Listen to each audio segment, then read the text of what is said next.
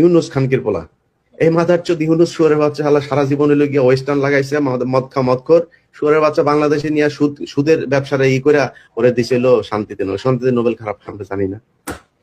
এই শুয়ারের বাচ্চা করছে কি,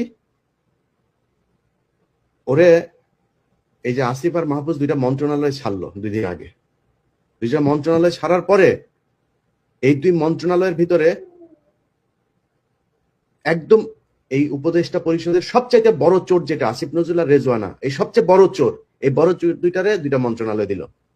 কেন রে ইউনুস, তোর আর কোনো বাপ ছিল না? হ্যাঁ বলে কিচ্ছু বুঝে না, বলে বিশাল আরে কিছুই বুঝে না, সারা দুনিয়া হোগা মাইরা যায়, বাংলাদেশে কেমন তুমি কিছুই বুঝো না, আমরা বুঝি না এগুলি।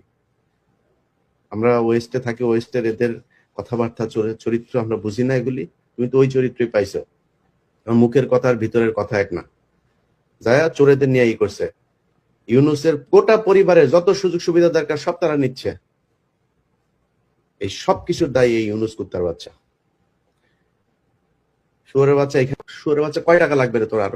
আরো কত হাজার কোটি টাকা দরকার আসিফ নজরুল তোর বাঁচার জন্য, আরো ভালো থাকার জন্য? বল কত মাগি লাগবে, কি লাগবে বল, নিয়ে তারপরে যা দেশটার শান্তিতে থাকতে দে।